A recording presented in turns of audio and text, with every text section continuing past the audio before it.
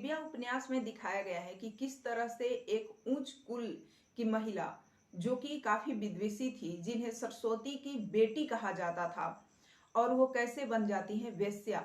दिव्या की पूरी कहानी क्या है हम जानेंगे, और यशपाल ने ऐसा उपन्यास क्यों लिखा दिव्या, ये भी हम समझने का प्रयास करेंगे। कहानी की शुरुआत होती है साकल से। साकल जो सियालकोट आज के पाकिस्तान क्षेत्र है, वहां पर मिलिंद नाम के एक राजा हुआ करते थे, जिन्होंने अपने राजपाट का दान कर दिया और वो बौद्ध धर्म को उन्होंने अपना लिया था। सभी दासों को स्वतंत्र कर दिया गया और उनके जो सेनापति थे मिथोद्रस, उन्हें वहां का राजा बना दिया जाता है, साकल का राजा या मद्र देश का राजा बना दिया जाता है। अब वहां पर उनकी एक बेटी रहती है सीरो, जो मद्र देश की रानी सीरो है, और सीरो उनकी लड़की है मिथेद्रस का, यानी सीरो की शादी जिससे होगी वो राजा बनेगा। अब यहाँ पर एक व्यक्ति आएगा पृथुसेन। पृथुसेन कौन है? प्रेस्त का बेटा। प्रेस्त कौन है? दास पुत्र। क्योंकि दासों को स्वतंत्र कर दिया गया था तो प्रेस्त भी स्वतंत्र हो गया। इसके पास काफी धन आया, इसने धन का सदुपयोग किया और साकल के सबसे धनवान व्यक्ति बन गया। लेकिन था तो निम्न जाति का, ये दासपुत्र था, इसीलिए इसने एक उच्च कुल के ब्राह्मणी से शादी कर ली, जो गरीब ब्राह्मणी से, और इसका ही पुत्र था पृथुसेन। अब दिव्या कौन थी? तो दिव्या जो थी वहां के धर्मस्य देव शर्मा की प्रपौत्री थी। धर्मस्य देव शर्मा एक बड़े पद पर थे, वो मुख्य न्यायाधीश थे साकल के, और उनकी प्रपौत्री थी दिव्या। और दिव्या की माता नहीं थी, माता की मृत्यु हो गई थी, तो धाता ने दिव्या का पालन पोषण किया। धाता की एक बेटी थी छाया, जो दिव्या की अच्छी दोस्त हुआ करती थी। लेकिन हमारे कहानी में एक नाम आएगा, हम देखेंगे जहां से साकल से शुरुआत होगी, तो वो है यहाँ के मल्लिका। और मल्लिका कौन है? तो मल्लिका दिव्या की गुरु है, और मल्लिका डांस सिखाया करती है दिव्या को। दिव्या को डांस बहुत पसंद है। अब दिव्या है, मधुलिका है, ये तो नई शिष्या है, लेकिन मल्लिका की पुरानी शिष्या है रत्नप्रभा। और हमारे कहानी में कई ऐसे लोग आएंगे, रुद्रधीर, आस्थावीर, और ये कौन है? रूढ़िवादी, यानी ये वर्ण व्यवस्था को बनाए रखना चाहते हैं कि समाज में निम्न जाति के लोग कहीं उच्च वर्ण में शामिल न हो जाए, इसलिए ये ऊंच नीच का भेदभाव बनाए रखना चाहते हैं हमारे समाज में। तो रुद्रधीर, अस्थावीर, सत्कृत, ये सब नाम आएगा इन लोगों में।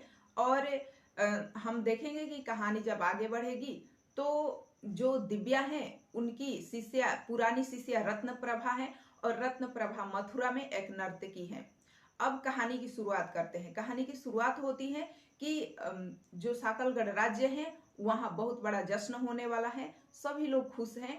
क्यों खुश हैं? क्योंकि स्टेज पर मल्लिका आने वाली है। मल्लिका वही जो दिव्या के गुरु हैं, और वो दिव्या को भी साथ लाएगी, पृथुसेन भी आएगा, सभी लड़के लड़कियां आएंगी और प्रतियोगिता होगी मंच पर। क्योंकि अब उसने निर्णय, मल्लिका ने निर्णय लिया है कि मैं नृत्य करूंगी सबके सामने, क्योंकि वो बहुत दिन से नृत्य नहीं कर रही थी और पूरा साकलगढ़ राज्य सुना पड़ा था, क्योंकि उसकी बेटी की मृत्यु हो गई थी, वो शोक में थी। लेकिन उसने अब निर्णय लिया है कि मैं नृत्य करूंगी।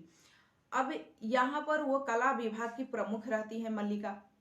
मल्लिका स्टेज पर आती हैं, सभी लोग खुशी से झूम उठते हैं। प्रतियोगिता शुरू होता है। लड़कों में पृथुसेन की जीत होती है और लड़कियों में दिव्या की जीत होती है। अब यहाँ पर परंपरा ये था कि जो लड़का जीतेगा वो लड़की के डोली को उसके घर तक कंधे देकर पहुंचाएगा।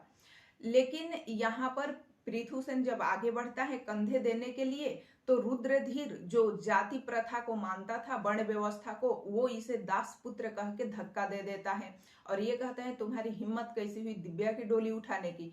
तो यहाँ पर क्या होता है ना कि पृथुसेन कहता है मेरे साथ अन्याय हुआ है। ये पहुंच जाता है धर्मस्य देव शर्मा, जो मुख्य न्यायाधीश थे दिव्या के परदादा, उनके पास कि हमें न्याय चाहिए। तो वहां वो नहीं मिलते हैं, दिव्या मिलती है। दिव्या बोलती है देखो तुम्हें न्याय मैं दिलवाऊंगी।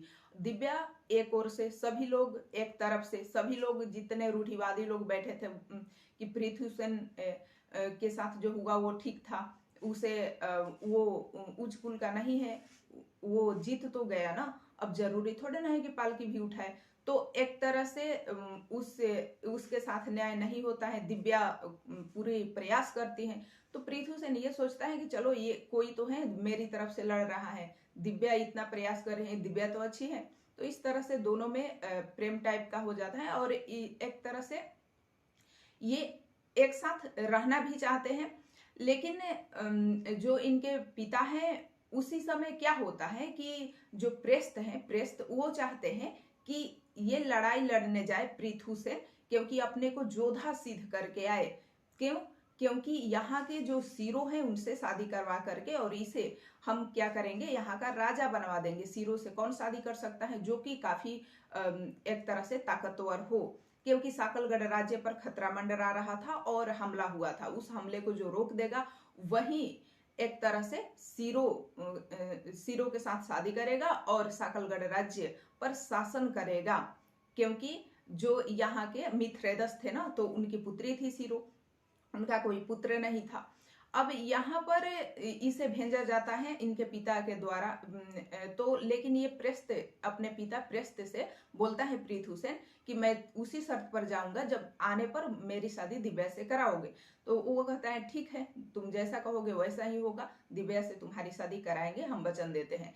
लेकिन ये जब वापस आता है तो मतलब दिव्या के साथ ये संबंध भी बना चुका होता है, क्योंकि इसे पूरा विश्वास होता है कि दिव्या के साथ मेरी शादी होगी। तो दिव्या भी नानुकुर करती है, लेकिन फिर सोचती है कि चलो ये युद्ध पर जा रहा है, मतलब 5 साल 6 साल पता नहीं कितने साल लगेंगे इसे युद्ध से वापस आने में। तो इसलिए तब तक जब वो युद्ध से वापस आता है पृथुसेन, दिव्या गर्भवती हो चुकी होती है और इसे गर्भ को छुपाना काफी मुश्किल हो रहा था। तो इसलिए ये क्या करते हैं कि ये पृथुसेन से मिलने के लिए जाती हैं, लेकिन सीरो द्वार पर होती है जिनसे उसकी शादी होनी है और वो उसे रोक लेती हैं। और पृथुसेन जब कहता है दिव्या से मेरी शादी कराओ, तो उनके पिता नकार देते हैं कि तुम्हें सीरो से शादी करना है, देखो लड़कियों के चक्कर में मत पड़ो, वैसे दिव्या 1000 दिव्या तुम्हें मिलेगी। तो एक तरह से उसकी शादी सीरो के साथ हो जाता है। अब दिव्या क्या करे, दिव्या अब वहां से साकलगढ़ राज्य छोड़ करके भाग जाती है, क्योंकि पृथुसेन उसे अपनाता नहीं है। तो अब दिव्या चली जाती है। दिव्या यहाँ से जाती है तो एक बूढ़ी औरत रहती है जो दिव्या को शरण देती है, लेकिन उसके पीछे उसका काला चेहरा ये था कि दास प्रथा में वो लिप्त थी और वो इस दिव्या को बेचवा देती है। और दिव्या को जो हम देखेंगे कि एक तरह से दिव्या को बेच दिया जाता है। और प्रतुल नाम का दास व्यापारी था, वो दासों का व्यापार करता था प्रतुल।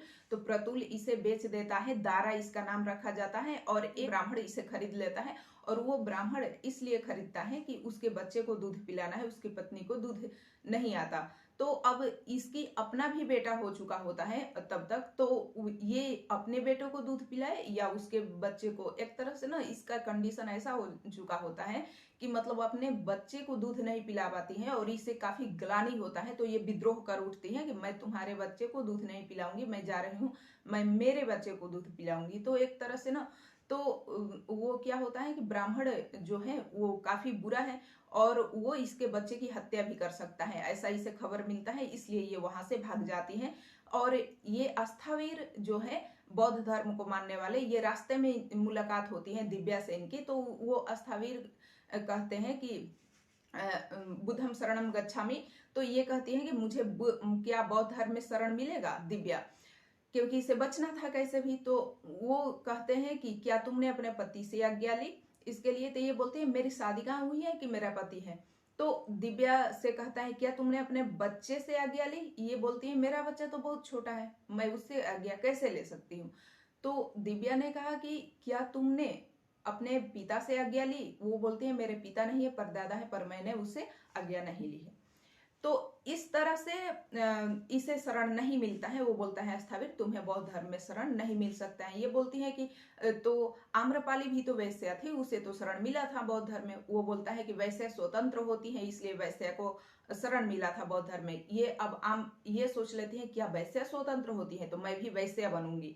तो मारी से इसका भेंट होता है और ये कहती है कि मैं वैश्या बनना चाहती हूँ, कैसे बन सकती हूँ? तो मारिस कहता है कि वो चरवाक दर्शन को मानने वाला रहता है। वो कहता है कि तुम माँ के धर्म छोड़ करके वैसे बनना चाहती हो, तुम कितने नीच हो। मतलब इसे खराब खराब बातें सुनाता है। तब तक वो ब्राह्मण चला आता है और वो इसके पीछा करने लगता है। ये नदी में छलांग लगा देती है। दिव्या नदी में कूदकर कैसे भी अपना जान बचाती हैं और उस पर जा करके निकल जाती हैं। लेकिन ये खुद को तो बचा लेती हैं, अपने बच्चे को नहीं बचा पाती। और मथुरा के जो नर्तकी थी रत्न प्रभा, जो मल्लिका के बहुत अच्छी शिष्या थी पुरानी, वही इसे देख लेती हैं और वो इसे बचा लेती हैं, अपने पास ले जाती हैं और ये दारा बन जाती है अब अंशुमाला। अब दिव्या से ये दारा कब बनी थी? जब ये दासी के रूप में इसे बेचा गया था और ये अब अंशुमाला बन के नर्तकी बन जाती है और ये काफी प्रसिद्ध होती हैं, काफी फेमस होती हैं। मतलब अंशुमाला का एक तरह से नाम हो जाता है, पूरी चर्चा हो जाता है, इसकी चर्चा दूर दूर तक साकलगढ़ राज्य में भी फैल जाता है कि एक अंशुमाला नाम की एक जो नर्तकी है उसको बहुत लोग पसंद करते हैं। अब यहाँ पर होता क्या है कि सबको पता नहीं है कि ये दिव्या है। अब मारिस पहुंच जाता है यहाँ। मारिस देखता है कि ये अंशुमाला कौन है, रत्न प्रभा से कहता है कि मुझे अंशुमाला से मिलाओ। तो रत्न प्रभा और मारिस में यहाँ पर कुछ बात भी होते हैं, एक मूर्ति को लेकर के यहाँ उस चित्र को सामने लाया गया है। उस मूर्ति में महिला के धड़ से नीचे और जो घुटने से ऊपर का ही केवल पिक्चर बनाया गया था। तो उसमें ये दिखाया गया है कि इतना ही पिक्चर क्यों, ये क्या तुम्हें लगता है? वो पूछती है रत्न प्रभा मारिस से कि ये पिक्चर क्या अपने आप में पूर्ण है? तो वो बोलता है हाँ, क्योंकि महिलाओं के सिर्फ इसी भाग का महत्व है, क्योंकि उनका काम होता है सिर्फ बच्चे पैदा करना और उसके लिए उनके यही शरीर के अंग पर्याप्त हैं। तो एक तरह से महिलाओं को किस नजरिए से लोग देखते थे और कितने नीच नजरिया था उन लोगों का, ये भी सामने लाया है यशपाल ने कि लोगों की सोच क्या थी महिलाओं के प्रति। तो यहाँ पर कि महिलाओं का कोई स्वतंत्र अस्तित्व नहीं है सिवाय उनको उनका जो काम है। तो एक तरह से ये दिखाया गया है इसमें। फिर कहानी आगे बढ़ता है। वो दिव्या से मिलता है तो अंशुमाला से, तो अंशुमाला को देखता है तो देखते ही रह जाता है, ये तो दिव्या है। दिव्या से वह प्रेम करता था और दिव्या से शादी करना चाहता था, लेकिन दिव्या उच्च कुल के थी और वो कभी मारी से शादी करती नहीं, इसलिए उसने प्रस्ताव नहीं रखा। लेकिन अब दिव्या एक यहाँ पर डांसर बन चुकी हैं, सबके सामने नृत्य कर रही हैं और वो दिव्या की स्थिति काफी खराब है, इसलिए अब तो वो प्रस्ताव रख ही सकता है। तो वो दिव्या के सामने प्रस्ताव रखता है कि क्या तुम मुझसे शादी करोगी? लेकिन दिव्या उस समय मना कर देती है कि देखो मेरा इससे अब कोई ताल्लुक नहीं और ना ही मेरे जीवन में कुछ रह गया है इच्छा। तो अब दिव्या जो है वो यहाँ पर पहुंच जाती है साकलगढ़ राज्य। वो कैसे? मल्लिका बुलाती है। मल्लिका को चाहिए एक अच्छी नर्तकी, यानी एक ऐसी नर्तकी जो कि सर्वश्रेष्ठ हो, जो काफी लोगों को प्रभावित करती हो, क्योंकि वो मल्लिका नर्तकी थी और वो अपना जो कला विभाग के प्रमुख का पद देना चाहती थी किसी योग्य नर्तकी को। तो वो जो अंशुमाला को भेज देती है रत्न प्रभा। अब ये जाती है जब वहां पर, तो सभी लोग महल में आए रहते हैं कि आखिर कौन बनने वाला है कला विभाग का प्रमुख, साकलगढ़ राज्य का अगला मतलब मल्लिका के स्थान कौन लेने वाला है। अब सभी लोग की भीड़ लगी हुई है और अंशुमाला जब सामने आती है तो सभी लोग देखते हैं ये तो दिव्या है। तो एक तरह से जो दिव्या है वो वहां पर पहुंच जाती हैं। अब सभी लोग दिव्या को वहां से ये लोग ले जाते हैं कहां पर? अब तो ये पहुंच चुकी थी ना, तो जो रुद्रधीर थे, जो सभी लोग अपने हैं, तो वहां से इसे एक धर्मशाला में ले जाया जाता है और ये कहा जाता है सभी लोगों का जो परंपरा था कि इसकी शादी कराई जाएगी, तो दिव्या की शादी होगी तो सभी लोग प्रस्ताव लाएंगे, ऐसा ही होता है ना। तो वहां पर अब क्या था कि सभी लोगों ने अपना अपना प्रस्ताव रखा।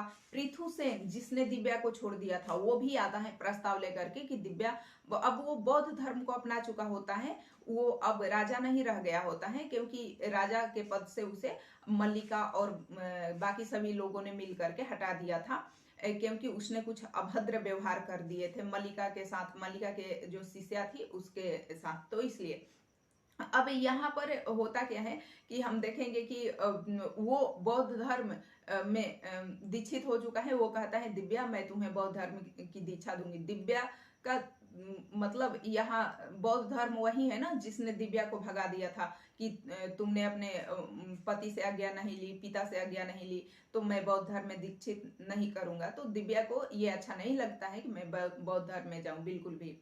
अब यहाँ पर जो हम देखेंगे कि कहानी में ये सभी लोग आएंगे, मारिस भी आता है, और जो एक तरह से ये रुद्रधीर जिसे देश निकाला दे दिया गया था, क्योंकि रुद्रधीर ने इस पृथुसेन के साथ गलत व्यवहार किया था, उसे धक्का दे दिया था उस समय जब दिव्या के डोली उठाने जा रहा था। तो रुद्रधीर को बाहर खदेड़ दिया गया था, देश निकाला दे दिया गया था। तो वो आता है स्वर्ण मुद्राएं लेकर कि तुम्हें मैं स्वर्ण मुद्राएं दूंगा, और रुद्रधीर बहुत लालच देता है, मैं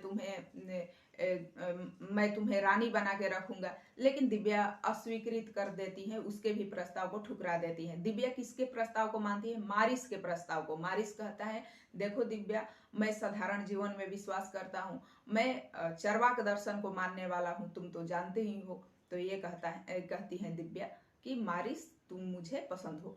तो एक तरह से दिव्या और मारिस का विवाह हो जाता है। और यहाँ पर मतलब दिव्या सबको ठुकराती है, जितने लोगों ने इनके साथ वैसे धोखा किया था, या जैसे पृथुसेन के चलते ये इसका क्या से क्या हाल हो गया दिव्या का। लेकिन फिर वही है कि दिव्या राजकुमारी थी, अपने महलों में वापस आ जाती है, सभी लोग बहुत खुश होते हैं और दिव्या को अपना लेते हैं।